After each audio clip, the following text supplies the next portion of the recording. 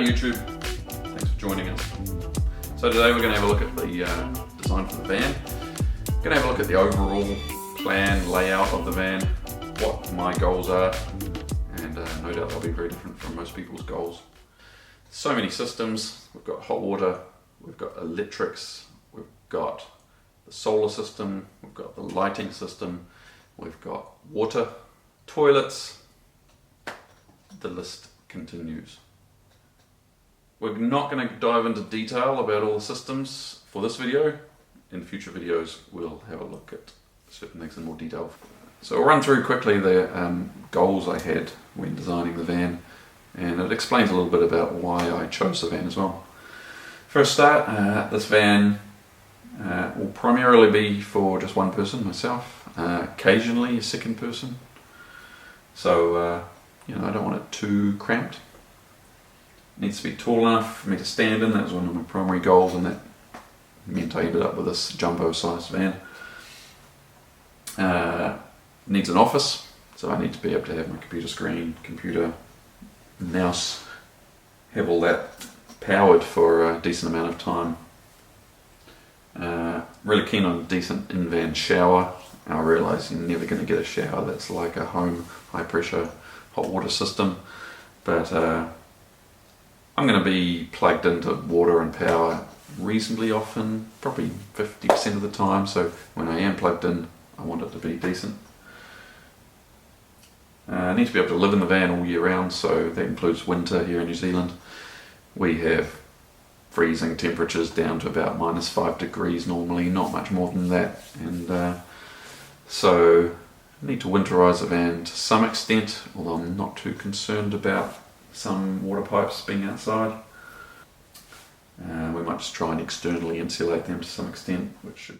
Now it needs to be suitable for gliding, so it's one of my main hobbies is I'm a glider pilot. So you need to be able to drag the glider around on the airfield, and that means getting the glider from one end of the airfield to the other, for example, which we have a little tow bar attachment to do that. We need to be able to drag the trailer around, and it's quite a long trailer, but there's no real drama putting a long trailer on a long van. Still within the legal limits for New Zealand trailers, so that's fine. The other thing is we occasionally land in paddocks, and we need someone else to jump in our vehicle and come and get us. And so having a normal size van, well, relatively normal, compared to say a large camper van, is one of the main reasons I wanted a normal size van. It needs to be able to fit through gates. This thing's not four-wheel drive, so it's not ideal for going across paddocks, but 90% of the time you don't need four-wheel drive. It'll probably be fine, and you can do some basic stuff like I've loaded up the back wheels with batteries and the water tank, so there'll be a decent amount of weight on those back wheels. So yeah, that's pretty much my main requirements for this design, so let's have a look at it. Alright, here we are in Sketchup, and we're having a look at the model I've made here. So obviously there's quite a few things missing from this, for example wall panels. I don't have an outline of what the van actually looks like, but the front is at our left here with the couch and the bed, and then at the back we've got toilet and shower.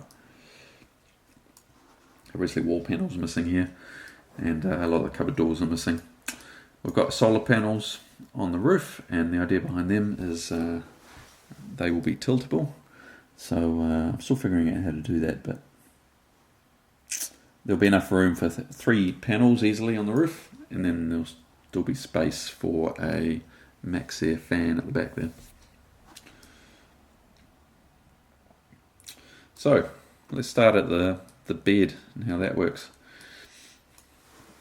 The design for the bed I borrowed off Barefoot Theory, who's got an excellent video online about how she made her bed, and I was really inspired by that design. I love the fact you can sit on it and look out the door, which is just on the right there, and I love the way as well you can work on it. You can use it as your couch, and it's just so elegant. So the idea is you slide out the base and you end up with a bed about this size. I've made it so you can fit the bed underneath the cupboards on the right there, which means we can have it's halfway between a king and a queen size bed. But you need room to put your blankets, tuck your duvets down the side as well. So let's put that back. So yeah, the bed base just slides in and out there on some industrial drawer slides. Office desk there. So the idea behind that is just got again more drawer slides. The tricky part here is we need to extend it more than twice the length of the cupboard. I'm not sure how that will work. My idea is we'll double up drawer slides, so there'll be 2 sets of drawer slides there, which means it can come out twice as far. Will that work? I don't know. I couldn't find any example of anyone else ever doing this ever, so I'm sure it's a really good idea. Worst case though, you can slide the bed out to meet the desk. The reason I wanted to slide the desk out so far is just so you've got leg room, because down here underneath the desk we've got the battery box, so they'll be storing the batteries, and the weight of those batteries, they're about 18 kilos each, so quite hefty. So we'll counteract that with the hot water tank, which is on the other side of the van underneath the couch. There'll also be storage under there for portable barbecue, for example. And I'm hoping I don't have to store a water tank under there as well. I'm hoping they'll fit under the van. Not quite sure about that yet. So above the desk there we've got a drawer, or it might be a lift up cubby that if we go around to the back of that, that'll be perfect for putting in the amplifier for the speakers, any other electronic equipment, charging equipment, and that'll be a nice place as well. I'll have some access there so you can easily charge your phone at night. The computer screen will fold back into this cupboard when not in use, and that way if you want to go from one end of the van to the other, you can easily just fold the laptop closed, slide the whole drawer away, push the screen in, and you can walk past easily. So it'll be really quick and easy to get the desk out. Alright, let's have a look at the back. So obviously the shower here is a bit different. The idea behind this is it will be a shower curtain and a removable stainless steel shower tray. And I've seen this on outside vans. They've used this design, and I love it because it means you don't have a shower cubicle filling up your van. So yeah, this stainless steel shower tray will be able to just fold up when not in use, something like that. And you can see there we've got a shower, a towel rail, and the idea behind that is we really need somewhere to dry a towel constantly. You know, not having one means your towel, well, you have to put it somewhere. And drying inside the van's not ideal, so I might try and have an outdoor rack as well if I'm not moving around. But this will be necessary in winter. You just can't dry things outside in winter, and you don't want your towel getting wetter and wetter as you use it. So heated towel rail should they don't use a huge amount of power, and you don't have to have it on all the time, so that'll be very useful. Up the top here in the shower we've got a shower curtain. It might just be a tube with some curtain rail hooks on it, and the shower itself, we should be able to route the water through this channel here, so there's quite a big space in there, structural support for the van, And that'll mean it'll have to go to the hot water tank, which is over under the couch there. So a little bit of a run to the shower. Let's have a look at the kitchen. See, at the end here, we've got storage space for the toilet, and we can just pull that out and use it where the shower goes when we're underneath the bench there. We'll probably put some rubbish bins as well. We need somewhere to put some rubbish bins, and so having some slide out rubbish bins underneath this bench might be a good idea. It's also useful to have this area as storage space, so this whole back section can be used as a trunk or a boot, you know, if you've got things you need to store temporarily and move around, which I do quite often. It also means you can put a bike down the centre aisle if you wanted to, so that's kind of convenient. Let's just hide the half of the model here that we've already seen.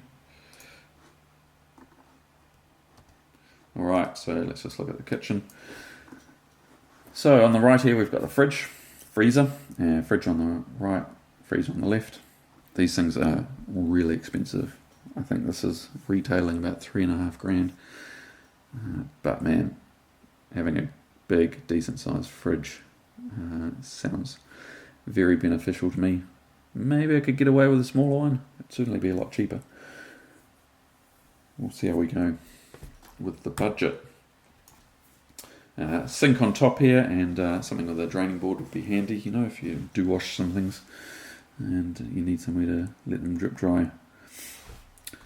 We've also been on the left here, we've got the sink and a dishwasher and the Fisher & Paykel dish drawers. They will fit perfectly in here. They only use 8 litres of water a time, which is, you know, a decent chunk of our tank, especially if we've only got 130 litres. But if we're plugged into water and power, that'll be a nice luxury to have.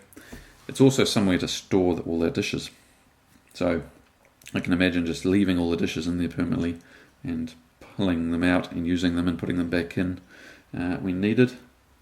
And then just turn the whole thing on every time you run it. So it's also a place, if you do wash something by hand, it's a place you can put it for it to dry.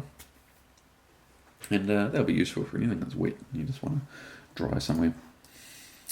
We've got a bit of storage space under the bench there as well. We'll need somewhere to put our pots and pans, so probably down on the floor there. And kitchen bench, that is a decent size. So we've got a fold out panel here, so when we don't need so much bench space, we can fold that down, or if we're using the couch more, we can hide that away. But when it's up, we've got almost 2.5 meters. Yep, 2.5 meters of storage space here, which is awesome. That's a decent cooking area. And you see there's no gas cooker here. I'm planning on putting an induction cooktop in. That'll probably go down the end here, which is closest to the fan in the back doors.